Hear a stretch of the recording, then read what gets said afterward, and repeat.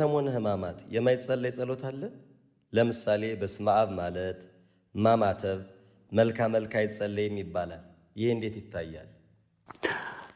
የማይጸለይ ጸሎት እንኳን የለም። እውነት ለመናገር በተለይ የግል ጸሎት ላይ ውሳኔ አልተላለፈም። አንዳንድ ሰዎች እንዲህ ለማለት የሚያበቃቸው እንትን አለ። በዚህ በግብረ ሕማማት አንድ ውሳኔ አለ። የጸሎት ሃይማኖትን እስከ ሀበ ይብልሃም ይላል። ታመመ ሞተ የሚል አለ አይደለ? ታመመ እስከሚለው ድረስ እስከ ዓርብ ድረስ ማለት ነው። እስከ ዓርብ ድረስ ከሰኞ ጀምሮ አሁን እስከ ዓርብ ድረስ ታመመ እስከሚለው ድረስ ስለኛ ከሰማይ ወረደ ከቅድስት ከእመቤታችን ከቅድስት ሥጋ እነሳ እያልን እንሄድ የለ ከዛ ታመመ ይላል። ሀመም የሚለው ማለት ነው። እስከሱ ድረስ ብላችሁ ተውት ይላል። ያችን መነሻ አድርገው ነው እንግዲህ አንዳንድ ሰዎች ጸሎት አይጸልይም ይሄ ምናምን እንደዚህ የሚል ሀሳብ ለመስጠት ያዳፈራቸው መግቢያ የሆናቸው እሱ ይመስለኛል እንጂ በተለይ በግል ጸሎት ምንም አይነት እንትን የለም፣ የተሰራ ስርዓት የለም። የግል ጸሎት ማንኛውም ሰው የትኛውንም ሊጸልይ ይችላል። የማህበር ሲሆን ነው። ይሄም ራሱ የማህበር ላይ ነው። የማህበር ማለት ምንድነው? ግብረ ሕማማት እናነባለን። ጸሎት ሃይማኖት የሚታወጅበት ላይ እስከ ሀበ ይብልሃም ድረስ እንሄድና እናቆማለን ማለት ነው እንጂ ከዛ ውጭ በግል ጸሎት ላይ ይሄን ጸልዩ እናትጸልዩ ተብሎ የተላለፈ ትእዛዝ የለም። አሁን ቅዳሴም ቢሆን የጋራ ቅዳሴ ነው። መስዋዕት ለመሰዋት ገብተን ምንጸልየው በጋራ ምንጸልየው ጸሎት ነው እንጂ በግሉ ቅዳሴ ማርያም ቅዳሴ ጊዜ የሚጸልይ ሰው ቢኖር አሁን አይጸልይም ማለት አይደለም። በግሉ ማንኛውም ሰው ሊጸልይ ይችላል። ምክንያቱም በግል ጸሎት ላይ የተሰራ ስርዓት ስለሌለ ነው። በአጠቃላይ ማማተብም ቢሆን የተከለከለው ቡራኬ ራስን መባረክ ነው ብለው ስለሚያስቡ ነው ሰዎች። እንጀራ ሳንባረክ እንኳን አንበላም፣ ሕማማት ስለሆነ ባርከን ነው የምንበላው። ሙሴ እኮ ለሕዝቡ መናም ሲወርድላቸው ውሃም ሲፈልቅላቸው ባርኮ ነው የሚሰጣቸው። ጸሎተ ሙሴን ደግሞ ማለት ነው ንሴቦን ደግሞ ጸሎተ ሙሴ ማለት ንሴቦ ነው። ንሴቦን ደግሞ ባርኮ ነው የሚሰጣቸው። እስራኤልንም ልክ እንደዚያው እግዚአብሔር ይባርካችሁ ብሎ ነው። እግዚአብሔር ሎሊ ባርከው ያርገጾ ላይ የሚል ቡራኬ እኮ በወሬቱ ነው ያለው። ህዝቡንም እንዲህ ባለ ቡራኬ ወባረኩ እስራኤል ወባረኩ ሙሴ ወአሮን ዘቡራኬ ወባረኩ ደቂቀ እስራኤል ዘቡራኬ ይላል። ደቂቀ እስራኤል ሁሉ ይሄን ቡራኬ ይሄን ምስጋና አቀረቡ ማለት ነውና ባርኮ መብላት ባርኮ መጠጣት ከጥንትም ጀምሮ ያለ ነው። ራስንም መባረክ ልክ እንደዛ እኛ አጋንንት እንዲሰለጥኑብን ነው እንደ ምክንያቱ ምንድነው?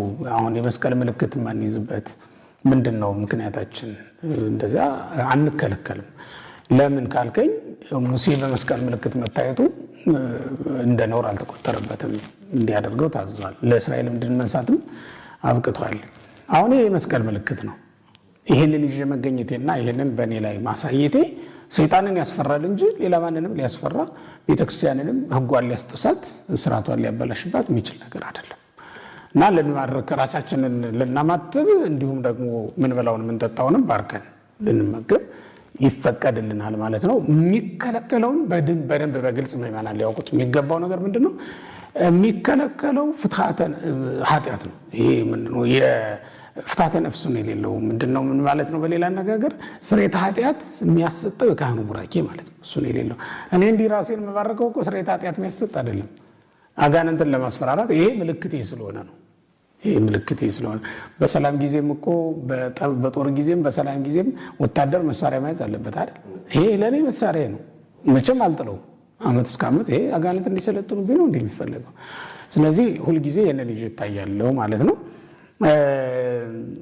ይሄ አይከለከልም። የተከለከለው የካህኑ ቡራኬ ነው። የካህኑ ቡራኬ ምዕመናን በደንብ እንዲገባቸው የሚያስፈልገው የካህኑ ቡራኬ የተከለከለው ስርየተ ኃጢአት የሚያሰጥ ስለሆነ ነው።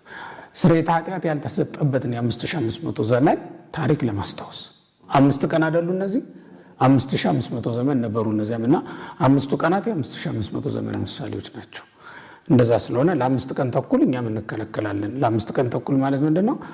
ከሆሳዕና ቅዳሜ ከሆሳዕና እሑድ ከሰዓት ጀምሮ አይደል የምናቆመው ቡራኬ ከሆሳዕና ከሰዓት ጀምሮ እናቆማለን።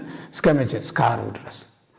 ዓርብ ማታ ላይ ንሴቦ ይዘመርና ሊቃውንቱ ንሴቦን ይዘምራሉ። ከዚያ በኋላ ይሄድግ ይፍታ ብሎ ካህኑ ኑዛዜ ይሰጣል።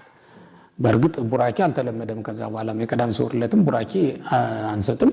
ለምንድነው የማንባረከው ከተባለ ነውር ስለሆነ አይደለም።